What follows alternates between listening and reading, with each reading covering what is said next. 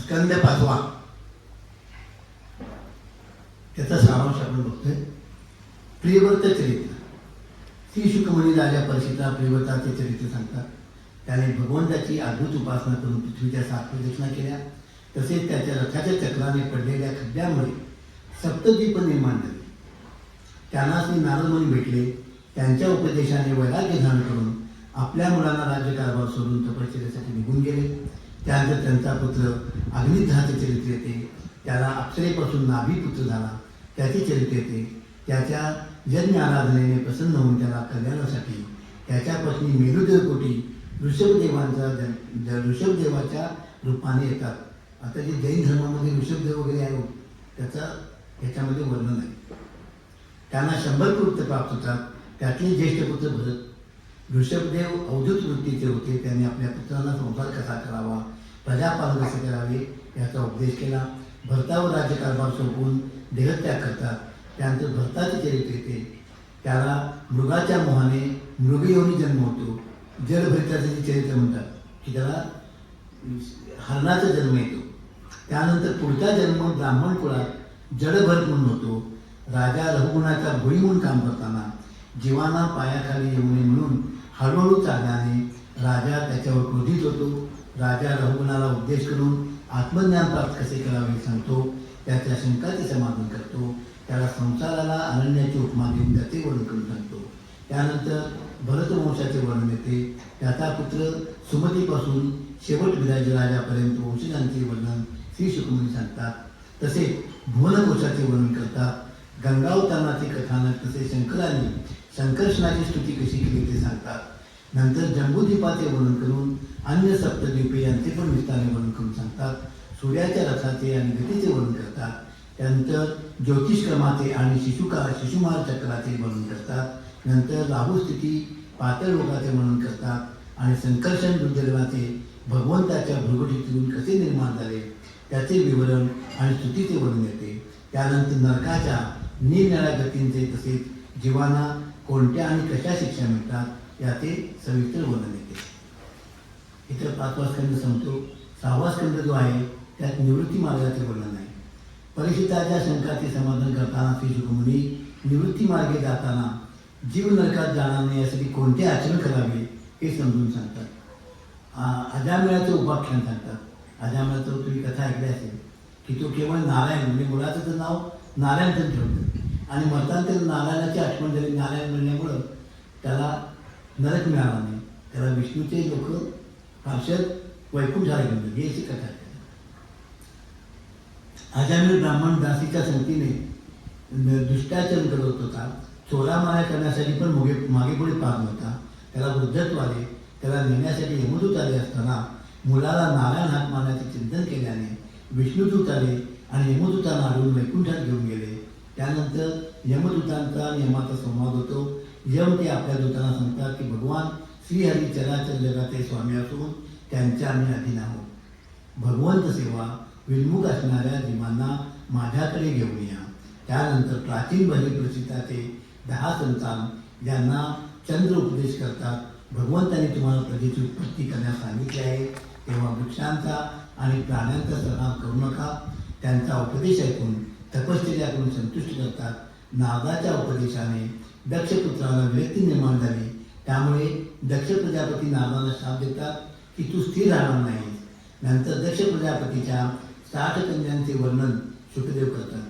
बृहस्पती देवांना सोडून जातात आणि विश्वरूपाचा देव गुरु म्हणून स्वीकार करतात. त्याची कथा सांगतात. त्यानंतर इंद्रदेवांनी नारायण कवचाचे ज्ञान घेऊन शत्रू विजय संपादन कसा करावा ते सांगतात. विश्वरूपाचा वध होऊन वृत्तासुराकडून देवांचा पराजय झाल्यानंतर दधिशींच्याकडे जातात. त्यांच्या अस्थीपासून वज्रनिर्मिती आणि वृत्तासुरावर आक्रमण होते. वृत्तासुर इंद्रांना उपदेश करतात. वृत्तासुराचा वध होतो पण आपल्या हातून ब्रह्मत्याचे पाप घडले. या विचाराने इंद्र विषण्ण झाला होता. त्याचे पाप कसे जाते याचे वर्णन तसेच वृत्तासुराचे पूर्वजन्मचरित्र सांगतात. याचा पूर्वजन्म म्हणजे चित्रकेतू राजा. त्याला विलाप आणि नारद अंगीर आणि ऋषींनी काय उपदेश केला त्यामुळे त्याला वैराग्य प्राप्त होऊन संकर्षण देवांचे दर्शन होते. पण पार्वती मातेचा शाप मिळतो. किती कथा सांगतात. त्यानंतर मरुद्गण उत्पत्ती कथा सांगतात. तसेच पुंसंवरचा विधी सांगतात. आता स्कंद 7वा त्याचा नारद युधिष्ठिर संवाद करताना जय विजयांची कथा सांगतात. नंतर हिरण्याक्ष वधाची, नंतर हिरण्यकशिपूला मिळालेला वर, त्याचे अत्याचार आणि प्रल्हादाचे चरित्र सांगून भगवान नरसिंहांचा अवतार आणि हिरण्यकशिपूचा वध आणि प्रल्हादाने श्री भगवान नरसिंहांची केलेली स्तुती, त्याच्या राज्याभिषेक आणि त्रिपुर हानाची कथा सांगतात. श्री नारदमुनी युधिष्ठिर राजाला मानव धर्म, वर्ण धर्म आणि स्त्री धर्माचे पालन कसे करावे हे विस्तृत सांगतात. तसेच ब्रह्मचर्य आणि वानप्रस्थ आश्रमांचे नियम सांगतात. यती धर्माचे निरूपण करतात. तसेच गृहस्थाने सदाचाराने कसे वर्तन करावे, मोक्ष कसा प्राप्त करावा याचा उपदेश करतात. स्कंद 8वा जो आहे तो मन्वंतराचे वर्णन आहे. राजा परीक्षितावर विनंतीवरून दुसऱ्या मनुच्या वंशाचे वर्णन करताना श्री शुकमुनी सांगतात, स्वयंभू मनु शत्रुपे संभवे राज्य भोगून झाल्यावर राज्य त्याग करून मनात गेले. त्यांचे अनुष्ठान पाहून आसूर त्याला खाण्यासाठी तुटून पडले. तेव्हा अंतरेमी भगवान स्वरोचस मनु म्हणून अग्निकिलपूत नामाने प्रकट झाले. नंतरच्या मन्वंतरात भगवंत विष्णू म्हणून अवतरले, विभू म्हणून अवतरले. नंतरचा चौथा म्हणून तामस होता. या मन्वंतरात भगवंतांनी हरी अवतार घेतला. या अवतारात मगरीपासून गजेंद्र मोक्षाची कथा सगळ्यांना माहिती आहे. मगरीपासून गजेंद्राचे रक्षण केले. हत्ती आणि मगरीचे पुरुषींचे वर्णन करून त्यांचा उद्धार कसा केला हे सांगतात. नंतरच्या रैवत मन्वंतरात वैकुंठाचे निर्माण केले. 6वा मनु चक्षुष या मन्वंतरात कच्छ रूप धारण केले व मंदिराचे पर्वत पाठीवर घेऊन अमृत मंथन करण्यासाठी सहाय्य केले. म्हणजे जो याचा अवतार आहे भगवंतांचा कच्छ रूप म्हणजे कासवाचा अवतार. समुद्र मंथनात भगवान शंकराने विष प्राशन केले. समुद्रातून बाहेर येऊन भगवंताने मोहिनी रूप धारण केले व देवांना अमृत वाटले. देव असून संग्राम झाला. महादेवांना कसे मोहित केले याचे उपाख्यान येते. नंतर आगामी 7व्या मन्वंतराचे वर्णन येते. विवस्वान पुत्र वैवस्वत या नावाने ओळखले जाते. त्याचे वर्णन करून मनुच्या वेगवेगळ्या कर्माचे वर्णन करून बळीराजाची कथानक सांगतात. कश्यप आदितीला प्रयोगव्रताचा उपदेश करतात. भगवंत प्रकट होऊन आदितीला वर देतात. बटू वामनाच्या रूपाने अवतार घेतात. बली करून 3 पावले जमीन दान म्हणून घेतात. शुक्राचार्यांच्या विरोधाला न जुमानता बली दान देतो. भगवान विराट रूप धारण करून 3ही लोक व्यापून टाकतात. बलीला बंधनात टाकतात. बलीच्या स्तुतीने प्रसन्न होऊन त्याला मुक्त करतात. तो सूत्र लोकात पाठवतात. त्यानंतर मत्स्यावतार धारण करतात. याची कथा येते. इथं 8वा स्कंद संपतो. 9वा स्कंद जो आहे तो सूर्यवंश आणि यदुवंशाचे कीर्तन म्हणजे यादव रूपाचे. परीक्षित राजा शुकमुनीला विनंती करतात की वैवस्वत मन्वंतरात राजा सत्यव्रत म्हणून झाला. त्याचा पुत्र इक्ष्वाकू, त्यांच्या वंशाचे वर्णन ऐकण्यास मी उत्सुक आहे, मला ऐकवा. त्यावर शुकमुनी त्याच्या सुधम्नाची कथा सांगतात. नंतर सुधम्नाचा पुत्र पुरुरव्यावर राज्य सोपवून तो वनात तपश्चर्येसाठी जातो. त्यानंतर मनुच्या 5 पुत्रांच्या वंशाचे वर्णन करतात. नंतर ऋषी चवन आणि सुकन्याचे चरित्र विस्ताराने कथन करतात. त्यानंतर नाभाग आणि अंबरीषीची कथा सांगतात. दुर्वासांची दुःखनिवृत्ती कशी होते हे सांगून पुढे इक्ष्वाकू वंशाचे वर्णन सांगतात. मांधाता आणि सौभरी ऋषींचे उपाख्यान पण राजाला कथन करून श्री शुकमुनी राजा त्रिशंकू आणि हरिश्चंद्राची कथा सांगतात. त्याच्या वंशातील सगळ राजाचे चरित्र कथन करून भगीरथ चरित्र आणि त्याच्या तपश्चर्येने प्राप्त झालेले गंगावतरण याचे विस्तृत वर्णन करतात. त्यानंतर त्यांच्या वंशात भगवान प्रभू श्रीराम रूपाने अवतरित होतात. त्यांच्या लीलांचे गुणगान करून इक्ष्वाकू वंशातील अन्य राजांचे वंश वर्णन करतात. त्यानंतर निमिराजाचे चरित्र आणि त्याच्या वंशाचे वर्णन कथन करतात. चंद्रवंशाचे वर्णन करून एलो आख्यान सांगतात. तसेच ऋचिक, जमदग्नी आणि परशुरामाचे चरित्र सांगून त्यांच्याकडून क्षत्रियांचा संवाद कसा झाला व त्यानंतर विश्वामित्र आणि त्यांच्या वंशाची कथा सांगतात. शत्रवृत्त, रजी इत्यादी राजांचे वंश वर्णन करून ययातीचे चरित्र सांगतात. त्यानंतर राजा पुरुचा वंश, राजा दुष्यंत, भरताचे चरित्र सांगतात. तसेच राजा रतिदेवाची कथा सांगून पांचाल, कौरव मगध देशी राजाच्या राज्यांचे वर्णन करतात. अनु, दक्षयू, तुर्वसू आणि यदुवंशाचे वर्णन करतात. विदर्भाच्या वंशाचे वर्णन करतात. इथं 9वा स्कंद समाप्त होतो. आता 10वा स्कंद जो आहे ते 2 विभागात विभागला आहे.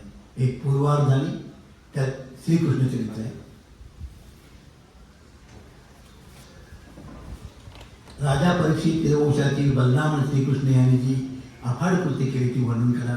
त्यावर सुखमणी वसुदेव देवकींचा विवाह आणि कंसाकडून देवकी पुत्रांची हत्या कशी होती याचे विस्तृत वर्णन करतात. भगवंताच्या देवकीच्या गर्भात प्रवेश होतो आणि भगवान श्रीकृष्णाचे अवतरण होते. कंसाच्या हातून योगमाया निसटते आणि आकाशवाणीतून कंसाला भविष्य कथन करते. त्याचे वर्णन करून गोकुळात भगवंत जन्मोत्सव कसा झाला आणि पुतना उद्धार कथा सांगतात. श्रीकृष्णाच्या लीला सांगताना छकडा मोडणे आणि तृणावृताचा उद्धार बाळपणीच कसा केला त्यांच्या बालीला कथन करत त्यांच्यावर नामकरण संस्कार व इतर संस्कार नंदराजा यशोदा करतात त्याचे वर्णन करतात. यशोदा श्रीकृष्णाला उकळाला बांधत असताना ब्रह्मादिकांना प्राप्य असे भक्तासाठी बंधनात राहतात आणि त्याची अनुभूती देतात. कुबेरपुत्र नरकपूर कुबेर आणि मणिग्रीव या यक्षपुत्रांना वृक्षरूपातून मुक्ती देतात. तसेच यमरार्जुनाला याचा उद्धार करतात. गोकुळातून वृंदावनात जाऊन वत्सासूर, बकासूर, अधरासूर यांचा उद्धार करतात. ब्रह्मदेवांना मोह होतो त्यांचा निरस करतात. श्री ब्रह्मदेव भगवंताची स्तुती करतात. धेनुकासुराचा उद्धार करून गोपाळांचा कालिया नागाच्या विषापासून बचाव करतात.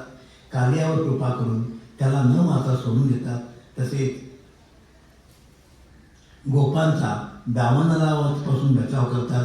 प्रलंबासुराचा उद्धार करतात. गायी आणि गोपांचा वणव्यापासून बचाव करतात.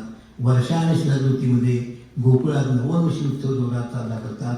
श्रीकृष्णाच्या वेणुगीताने गोपिका मंत्रमुग्ध होतात.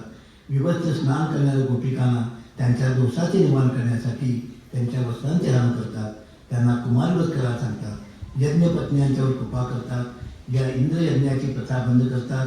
गोवर्धनाची पूजा गोपिकांकडून करून घेतात आणि इंद्राच्या शोभाने पडलेल्या पावसापासून त्यांचे रक्षण करण्यासाठी गोवर्धन पर्वत उचलून शक्तीसारखा धरतात. इंद्र शरण येतो, त्यांची स्तुती करतो. भगवान त्याच्यावर कृपा करून कामधेनुने केलेल्या दुधाचा अभिषेक स्वीकारतात. नंदबाबांना वर्णनापुढे सोडून आणतात. भागवत रासलीलेचे वर्णन आणि श्रीकृष्णांच्या विरहात गोपींची झालेली अवस्था आणि गोपीगीत श्रीशुकमुनी कथन करतात. सुदर्शन आणि शंखचूडाचा उद्धार करून अरिष्टासुर वध करून केशी गोमासुराचा उद्धार करतात. अकुलाबरोबर श्री बलरामासह मथुरा गमन करतात. कुब्जेवर कृपा करून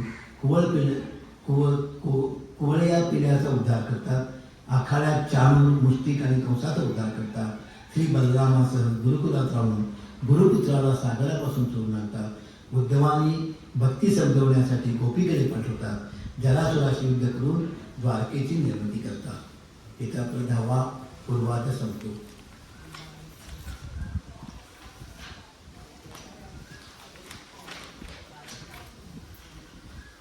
स्कंद 10वा जो उत्तरार्धात श्रीकृष्णांचे चरित्र आहे. श्री सुखमणी भगवान श्रीकृष्णांचे लीला कथन करताना कालयवनाचे आणि मुचकुंदाची कथा चरित्रे सांगतात. नंतर बलराम विवाह, रुक्मिणीचा संदेश, रुक्मिणी हरण आणि तिच्याशी विवाह करतात. शंभासुराचा वध करतात. समंतकमण्याची कथा आणि जांबवंती आणि सत्यभामा यांच्याशी विवाह होतात. शतधन्वाचा उद्धार करून अक्रूराला द्वारकेत बोलून घेतात. श्री भगवान श्रीकृष्णांच्या अन्य विवाहांच्या कथा सांगतात. भौमासुराचा उद्धार करून 16,100 राजकन्यांच्या बरोबर विवाह करून त्यांचा सन्मान करतात. रुक्मीचा वध करून अनिरुद्ध आणि उषा यांचे मिलन घडवून आणतात. बाणासुराशी युद्ध करतात. त्याच्यावर कृपा करून आपल्या पार्श्वजनाचा प्रमुख करतात. मृगराजाची कथा सांगून ब्राह्मणाचे धन घेतल्याने त्याचे सगळ्याच्या युनित जन्म झाला. श्री बलराम व्रजात जातात. पौंड्रक आणि काशी राजाचा आणि विविधाचा उद्धार करतात. नंतर सांबाच्या विवाहाचे वर्णन येते. भगवान श्रीकृष्णांचे गृहस्थाश्रमाचे आणि दिनचर्येचे दर्शन नावाला होते. श्रीकृष्ण इंद्रप्रस्थात गमन करतात. पांडवाकडून राजसूय यज्ञ करून घेतात आणि जरासंधाचा उद्धार करतात. अग्रपूजेच्या प्रसंगी शिशुपालाचा उद्धार करतात. राजसूय यज्ञात दुर्योधनाचा अपमान होतो व शाल्वाचा दंतभक्त आणि विदुष यात्रा उद्धार करतात. बलराम तीर्थयात्रा निरूपण सांगतात. सुदामचरित्र त्याला ऐश्वर्य प्राप्ती कशी वगैरे कथन करतात. समंत पंच तीर्थक्षेत्रावर श्रीकृष्ण बलराम आणि गोपिकांची भेट होते. द्रौपदीचा भगवंताच्या पट्टेदारांशी संवाद होतो. श्री भगवंतांचा वासुदेवांना ब्रह्मज्ञानाचा उपदेश आणि देवकीच्या 6 पुत्रांना परत आणतात. श्रुतदेवावर आणि राजा जनकावर एकाच वेळी अनुग्रह करतात. नंतर वेदस्तुतीचे वर्णन वृत्तासुराचा पासून श्री शंकरांचे रक्षण करतात. मृत ब्राह्मण बालकांना परत आणतात. भगवान श्रीकृष्णांच्या लीलांचे विहाराचे वर्णन इथे 10वा स्कंद समाप्त. स्कंद 11वा जो आहे तो उद्धव गीत आहे. म्हणजे उद्धवाला श्रीकृष्णाने आपला हे सोडण्यापूर्वी केलेला हा उद्धार आहे.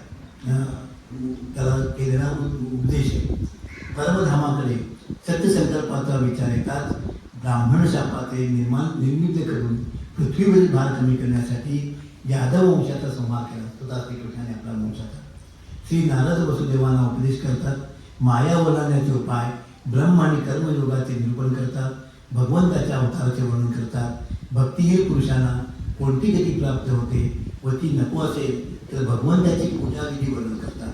प्रभास क्षेत्री यादव जाळ्याची तयारी करत असतात हे पाहून उद्धव श्री भगवान श्रीकृष्णांच्याकडे येतात. श्री भगवान कृष्ण त्यांना उपदेश करतात. अवधूतोपाख्यान म्हणजेच अवधूताने केलेल्या 27 गुरूंचे वर्णन. अवधूताने 27 गुरु केले. अजागर ते पिंगळेपर्यंत 9 गुरु, करूर ते मुलगा अशा 7 गुरूंच्या कथा सांगून इहलौकिक आणि पारलौकिक भोगांच्या अस्थिरतेचे वर्णन करतात. बद्ध, मुक्त आणि भक्त यांची लक्षणे सांगतात. सत्संगाचा महिमा, कर्मानुष्ठान आणि कर्मत्यागाची रीत समजावून सांगतात. हंसरूपाने सनकादिकांनी केलेला उपदेश वर्णन करून सांगतात. भक्तियोगाचा महिमा आणि ध्यानविधी सांगतात. भिन्न भिन्न सिद्धींची नावे, त्यांची लक्षणे सांगतात. आपल्या विभूतीचे वर्णन करतात. वर्णाश्रम आणि धर्माचे निरूपण करतात. तसेच वानप्रस्थ आणि संन्यासाश्रमाचे विस्तृत वर्णन करतात. ज्ञान, भक्ती आणि यमनियमादी साधनांचे वर्णन करतात. गुणदोष व्यवस्थेचे स्वरूप आणि रहस्य सांगतात. तत्वांची संख्या, प्रकृती, पुरुष, विवेचन करतात. भिक्षुगीत ऐकवतात. सांख्ययोगाचे विस्तृत वर्णन करतात. तिन्ही गुणांच्या वृत्तीचे वर्णन करतात. पूर्वरवाचरित्र सांगतात. क्रियायोगाचे वर्णन करून क्रियायोग तुमचा जो एमचा आहे तो त्याचे यात वर्णन आहे. परमार्थाचे निरूपण करतात. भागवत धर्माचे निरूपण करून उद्धवांना बद्रिकाश्रमाला जाण्याचा उपदेश करतात. त्यानंतर श्री शुकमुनी यदुकुळाचा संवाद कसा झाला याचे वर्णन करतात. श्री भगवान स्वधर्माला दमन करतात. इथं हा 11वा स्कंद संपतो. त्या एका 11व्या स्कंदावरती एकनाथ महाराजांनी एकनाथी भागवत केलं. एवढा मोठा ग्रंथ आहे एका स्कंदावरती. आता इथं 12वा स्कंद जो आहे तो अगदी छोटा आहे. कलियुगात पुढे होणारा राजाचे वंश. कलियुगात काय काय होणार आहे याचं वर्णन ह्यात आहे. कलियुगाचे वर्णन करतात. तसेच त्याच्या दोषापासून वाचण्याचा उपाय सांगतात. 4 प्रकारच्या प्रलयाचे वर्णन करतात. राजा परीक्षितीला अंतिम उपदेश करतात. त्यानंतर परीक्षितीला परमगतीशी प्राप्त होते ते सूत महर्षी सांगतात. अथर्ववेदाच्या शाखा आणि पुराणांची लक्षणे याचे वर्णन करून सांगतात. मार्कंडेयांचे चरित्र सांगतात. भगवंतांची अंगे, उपांगे आणि आयुधे, रहस्य तसेच सूर्यकलांचे वर्णन करतात. आणि श्रीमद भागवताची संक्षिप्त सूची कथन करतात.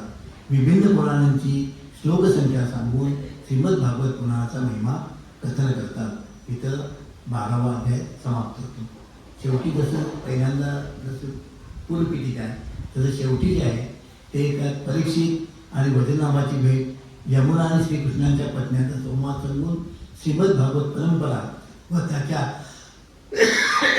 श्रवणाने भगवत धामाची प्राप्ती कशी होती हे सांगून श्रवणविधी सांगतात. म्हणजे भागवत कसा श्रवण करावा ते या ठिकाणी हा ग्रंथ सांगतो.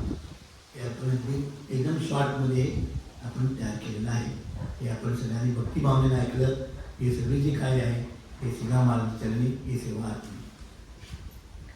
कायेन वाचा मनसेंद्रियेर्वा वा बुद्ध्यात्मना वा प्रकृती स्वभावा करोमि यत् सकलं परस्मै नारायणाय समर्पयामि. अच्युतं केशवं रामनारायणं कृष्णदामोदरं वासुदेवं भजे श्रीधरं माधवं गोपिकावल्लभं जानकीनायकं रामचन्द्रं भजे हरे राम राम राम हरे हरे हरे कृष्ण कृष्ण कृष्ण हरे हरे. श्री अनंत कोटि ब्रह्मांड नायक राजाधिराज सच्चिदानंद ब्रह्म चैतन्य समर्थ सद्गुरु श्री श्री राम महाराज की जय. राजाधिराज रामचंद्र भगवान की जय. महारुद्र हनुमान की जय. समर्थ सद्गुरु रामदास स्वामी महाराज की जय. जय जय रघुवीर समर्थ. जय जय सद्गुरु समर्थ. श्री राम समर्थ.